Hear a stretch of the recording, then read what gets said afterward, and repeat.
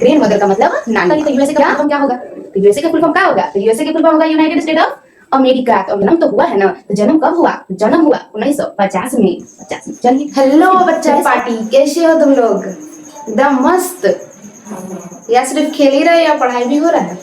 पढ़ाई हो रहा है, चलो ठीक है। तो चलिए हम अपना न्यू चैप्टर स्टार्ट करते हैं। चैप्टर का नाम है दी ग्रैंड मदर।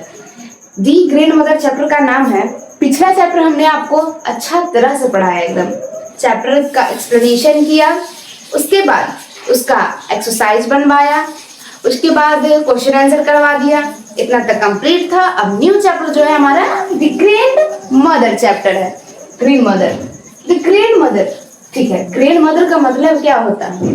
दादी जी होता है ना, लेकिन द ग्रैंड मदर बुक के अकॉर्डिंग द ग्रैंड मदर का मतलब नानी माँ। क्या? नानी माँ। द ग्रैंड मदर का मतलब नानी। समझ आ गया? ठीक। मैंने यहाँ कुछ आपके बुक में इंपॉर्टेंट वर्ड है उसको लिख दिया है। पहला क्या है? Native American. अमेरिका के मूल निवासी, अमेरिका में जो रहते हैं उसके निवासी, अमेरिका के मूल निवासी। पोएट, पोएट मीन्स कवि, पोएट मीन्स कवि। नॉवेलिस्ट, उपन्यासकार। उसके बाद क्या है? ट्राइब मीन्स जनजाति। नॉर्थ अमेरिका मीन्स उत्तरी अमेरिका। उसके बाद क्या है? ग्रोइंग अप मीन्स बड़ा होना। ट्राइबल सेटलमेंट मीन्स आदिवासी बस्ती। क्या? आदिवासी बस्ती। इनकरेज मीन्स प्रोत्साहन करना, किसी चीज के प्रति किसी को प्रोत्साहन देना। उसके बाद क्या है? मेटरनल ग्रैंड मदर मतलब नानी जी या नानी माँ, ठीक है। बिगिन मीन्स शुरू करना, बिगिन मतलब शुरू करना। उसके बाद क्या? ट्रांसलेट, ट्रांसलेट मतलब अनुवाद करना। पब्लिश्ड मीन्स प्रकाशित। ऑफन, ऑफन मीन्स अक्सर। बिटवीन, बिटवीन मीन्स बीच में। All inspiring, all inspiring means प्रेरणादायक। तो आपके बुक में द ग्रैंड मदर चैप्टर का सारा जो इंपॉर्टेंट वर्ड्स था उसे मैंने लिख दिया है, आप इसे स्क्रीनशॉट लीजिए। चलिए, हो गया। अब the grandmother chapter author, author means लेखक का परिचय देखते हैं कि लेखक क्या बोलते हैं। तो चलिए हम देखते हैं। आइए,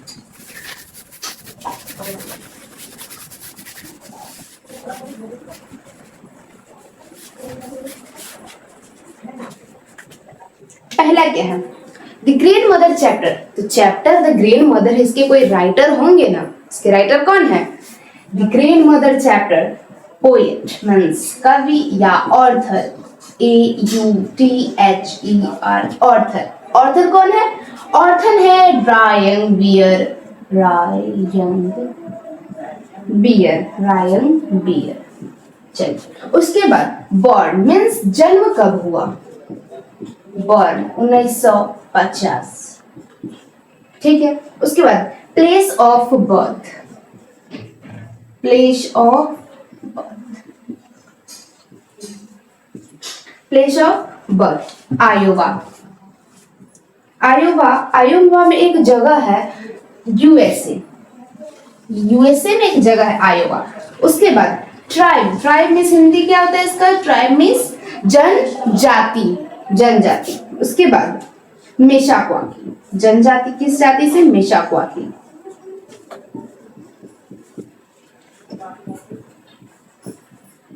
मेशाक्वाकी native American, native American tribe, हो गया। उसके बाद लैंग्वेजेस, लैंग्वेज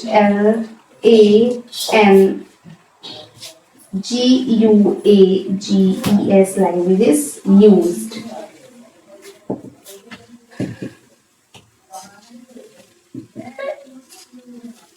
मेशाक्वाकी MESKWAKI,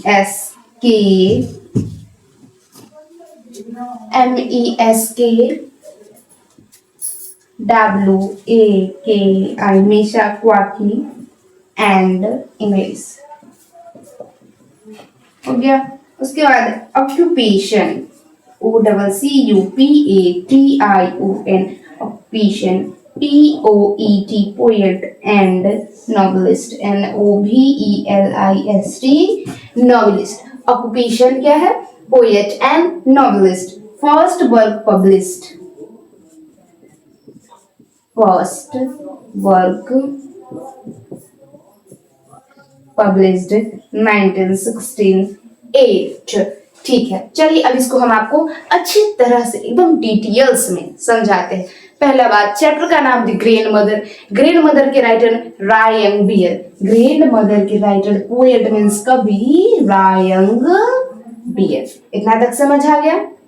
उसके बाद बॉर्न मीन्स, अब रायंग बियर है तो उनका जन्म तो हुआ है ना, तो जन्म कब हुआ? जन्म हुआ 1950 में, 50 में। चलिए उसके बाद प्लेस ऑफ बर्थ, अब जन्म हुआ तो कोई जगह पर जन्म हुआ ना भाई, तो कहाँ हुआ जन्म? जन्म हुआ यूएसए में भाई, यूएसए में उनका जन्म हुआ। सोचिए यूएसए में एक जगह है, कौन जगह है? इसको क्या पढ़िएगा? लोवा नहीं, आयोवा, LOWA, आयोवा।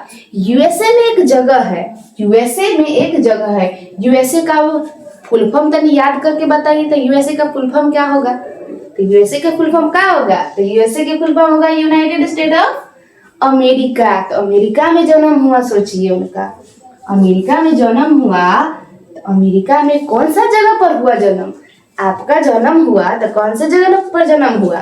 वैसे ही यूएसए पे एक जगह है आयोवा। आयोवा, सोचिए नामो ऐसा है आयोवा। आयोवा में उनका जन्म हुआ। अब क्या है? ट्राइब। ओ, अब किस जनजाति के थे भाई? किस जनजाति के थे? तो मेसाक्वाकी एक जनजाति होता है जो कि native American tribe. Native means उत्तरी, नेटिव अमेरिकन ट्राइब मीन्स जनजाति। कैसे जनजाति के थे? मेसाक्वाकी जनजाति के थे। क्लियर? कोई दिक्कत नहीं। चलिए अब लैंग्वेजेस, अब हम सब तो हिंदी भाषा भाई बोलते हैं ना, बोलते हैं, तनी मनी इंग्लिशो जान जाते हैं, है कि नहीं? हिंदी इंग्लिश जानते हैं, और कोई भाषा तो नहीं है भाई जानते हैं अभी। लेकिन अब रायंग बियर जो थे दो भाषा जानते थे। कौन कौन? हम भी भाई दो भाषा जानते हैं, इंग्लिश तनी मनी उतना अच्छा से नहीं जानते हैं बोलना खाली। ठीक है, रायंग बियर दो भाषा जानते। पहला भाई तो मेसाक्वाकी में जन्म लिए तो वहाँ का कुछ भाषा होगा वही ना बोलेंगे, तो मेसाक्वाकी का भाषा जानते थे। मेसाक्वाकी में रहे तो भाई मेसाक्वाकी का जो भाषा होगा वो तो जानेंगे ना। चलिए ठीक, उसके बाद इंग्लिशो जानते थे। तो कै गो भाषा जानते थे भाई? तो दो गो भाषा जानते थे, दो गो भाषा जानते थे। ऑब्जेक्टिव में आएगा, ऑब्जेक्टिव भी करवा देंगे इसका। दो गो भाषा जानते थे। उसके बाद ऑक्यूपेशन मीन्स उनका पेशा क्या था। अब हमसे कुछ पूछेगा कि मेरा पेशा क्या है, हम बताएंगे कि टीचर है भाई, है कि नहीं? ऑक्यूपेशन। अब रायंग बियर जो थे राइटर थे, क्या थे? राइटर, लेखक थे भाई, कवि थे, और क्या थे? नॉवेलिस्ट थे। रायंग बियर कवि थे, पोएट मीन्स कवि थे। उसके बाद क्या थे? नॉवेलिस्ट थे। नॉवेलिस्ट का हिंदी होता है उपन्यासकार। उपन्यासकार, नॉवेलिस्ट का हिंदी उपन्यासकार। अब रहा कि उनका पहला बुक कब प्रकाशित हुआ? पब्लिश्ड का हिंदी होता है प्रकाशित। पहला बुक भाई 1968 में उनका पहला बुक प्रकाशित हुआ, है कि नहीं? चलिए इतना में अगर आपको कोई दिक्कत है तब बताइए हमको, हम फिर उसे बताते हैं। इतना में अब इनमें दिक्कत भाई क्या होगा बताइए? जन्म कब हुआ, कहाँ हुआ, कै गो भाषा बोलते, कौन कौन भाषा बोलते, ये सब याद रखना है बस। और क्या दिक्कत होगा आपको? कोई दिक्कत तो कमेंट में बताएं, इसका जरूर हम जवाब देते हैं आपको।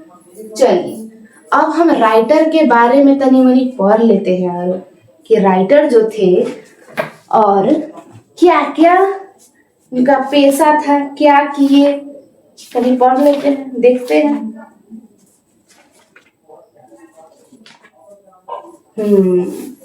सुनिएगा, Ray Young Bear is a native American poet. हम आपको यहाँ ही बताए हैं राय एम्बियर क्या थे, एक नेटिव अमेरिकन ट्राइबल जनजाति हो गया, अच्छा कोई बात नहीं, नेटिव अमेरिकन पोएट थे। ठीक है, ऑब्जेक्टिव में आ गई, पक्का कंफर्म। उसके बाद क्या है, native American poet and novelist of the Meskwaki tribe of North America. Means North America means उत्तरी अमेरिका के मेशाक्वाकी जनजाति के एक मूल अमेरिकी कवि थे। और क्या थे? नोवेलिस्ट मतलब उपन्यासकार थे। ठीक है, growing up on the Meshaquaki tribe settlement in the Iowa was encouraged to learn English by maternal grandmother and began to translate his poem into that language।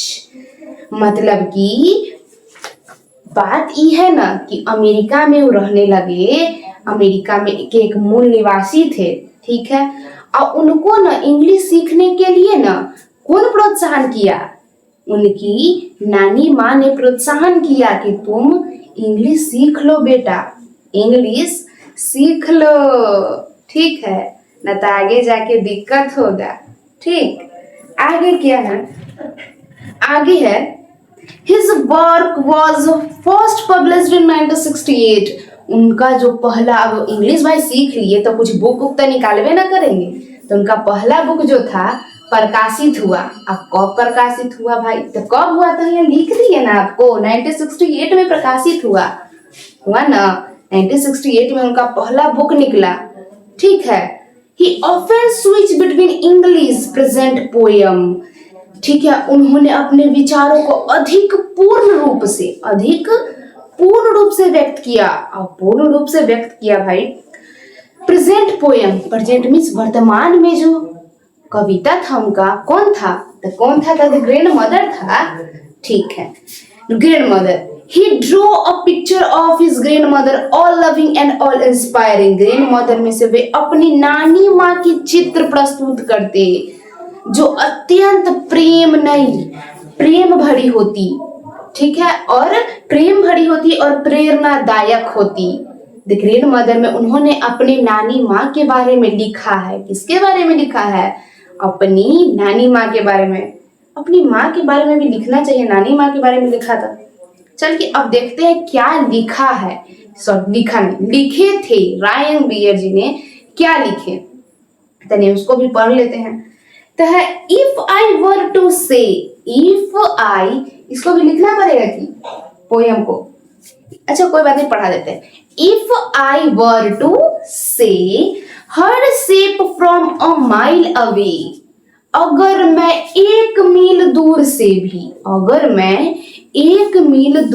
भी उनकी आकृति देखूं, तो किनकी आकृति देखूं भाई? तो ग्रैंड मदर के बारे में पढ़ रहे हैं, तो किसकी आकृति देखेंगे?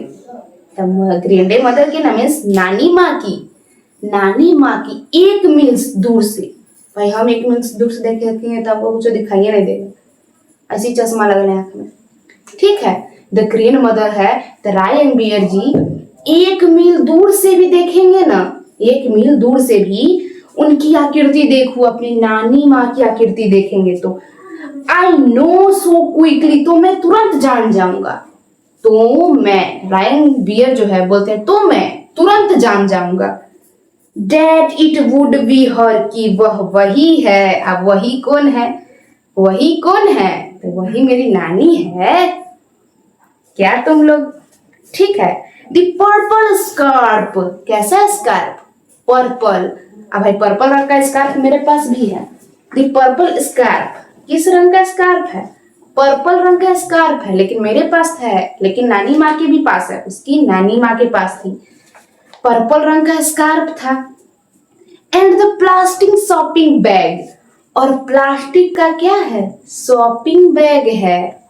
अब शॉपिंग बैग है, शॉपिंग करने वाला बैग होता है ना भाई, हम लोग के पास भी होता है, जाते हैं हम लोग के पास तो झोला होता है, उसी में लेके आते हैं। ठीक है, and the plastic shopping bag, और प्लास्टिक शॉपिंग बैग मीन्स खरीदारी का जो प्लास्टिक वाला बैग होता है वो है उनके पास। एक पर्पल रंग का क्या है? पर्पल रंग का स्कार्फ है। If I felt hands on my head, I do know that those were hands. अगर मैं अपने सिर पर हाथों को महसूस करूं, किसको महसूस करूं? उनके हाथों को अपने सिर पर। होता नहीं है कि नानी माँ अगर आशीर्वाद देती है या दादी माँ आशीर्वाद देती है, लेकिन इसमें नानी माँ का बात किया गया, वो आशीर्वाद देती है, ऐसे बोलता है अगर मैं अपने हाथों उनके हाथों को अपने सिर पर महसूस करूं वर हर हैंड, उनके हाथों को महसूस करूं, तो मैं जान जाऊंगा कि वे उन्हीं के हाथ है। बिना देखे अगर नानी माँ हाथ अगर सहलाती भी है तो वो क्या करेंगे? जान जाएंगे कि वो मेरी नानी माँ ही है। कौन है? मेरी नानी माँ ही है। आगे है वार्म एंड डैम्प मीन्स गर्म और नम जड़ों के गंध। Warm and damp with the smell of root, गर्म और नम जड़ों के गंध जैसे खुशबू आती है। नानी अच्छा खेती करने हम लोग जाते हैं, कोई चीज उखाड़िए, पत्ता का महक आपके हाथ में आ जाता है ना, तो वही उनकी माँ जो जड़ें उखाड़ा करती, उनका जो महक होता उनके हाथों में आ जाया करता। तो वही है गर्म, उनका हाथ गर्म होता और थोड़ा सा नम होता। गर्म और नम जड़ों की जो खुशबुएं होती उनके हाथों में होती, उससे राय एम्बियर जी जान जाते कि ये मेरी क्या है? नानी माँ है। If I heard a voice coming from a rock, अगर मैं सुनता एक आवाज किसी चट्टान से आती हुई, अब किसी चट्टान से आती हुई मैं एक आवाज सुनता, कौन बोलते? रायन बियर बोलते कि किसी चट्टान से आती हुई एक आवाज सुनता। I know and her words would flow inside me, मैं जान जाता कि उनके शब्द मेरे भीतर बहते हैं। उनके शब्द मेरे भीतर बहते हैं। किनके शब्द? नानी माँ के शब्द। आगे सुनो, like and light of someone stirring ash from a sleeping fire at night, उस रोशनी की तरह जैसे कोई रात में सोती हुई आग की राख को खुरेद रहा हो, उसकी तरह मैं जान जाता कि कौन आ रही है? मेरी नानी माँ आ रही है। अगर हम किसी जो बुझती हुई राख रहता है उसको अगर खुरेदते हैं तो उसमें कैसे चिंगारी एकदम लाल लाल टाइप दिखाई देता है, उसी की रोशनी की तरह मैं जान जाता कि कौन आ रही है? मेरी नानी माँ आ रही। तो इसी के साथ हमारा पोयम समाप्त होता है। अगर कोई दिक्कत तो प्लीज कमेंट में जरूर बताइए, एकदम मन लगा के पढ़ाई कीजिए, एकदम मन लगा के। अगर कोई भी दिक्कत हो तो प्लीज कमेंट में बताइए।